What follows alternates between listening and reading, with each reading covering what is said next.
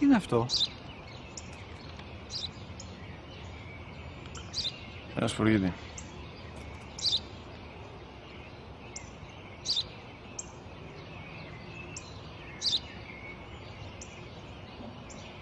Τι είναι αυτό? Μόλις τώρα στο πατέρα, σφουργίτη είναι.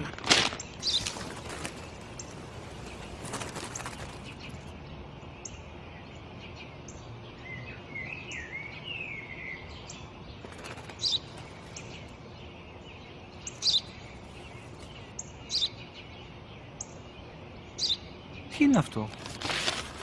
Ένα σπουργίτη είναι, πατέρα. Ένα σπουργίτη. Σπου-γι-τι!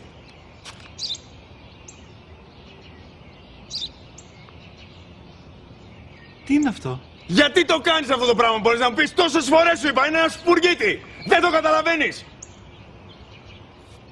Πού πας?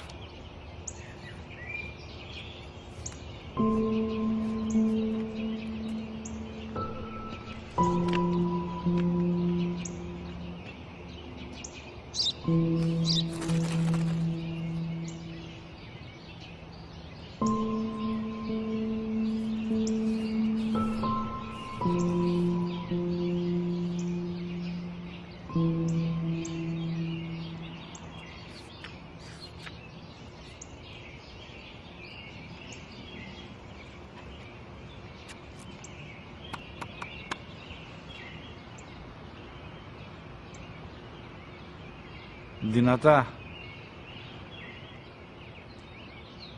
Σήμερα ο μικρός μου γιος που πριν λίγες μέρες έκλεισε τα 3 καθόταν μαζί μου έξω στο πάρκο όταν ένα σπουργίτη ήρθε και κάθισε απέναντί μας. Ο γιος μου με ρώτησε 21 φορές τι ήταν αυτό και του απάντησα και τις 21 φορές ότι ήταν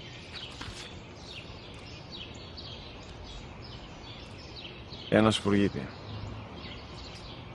Τον αγκάλιασα τρυφερά και τις 21 φορές που μου έκανε την ίδια ερώτηση, ξανά και ξανά, χωρίς να εκνευριστώ, νιώθοντας στοργή για το αθώο μου αγοράκι.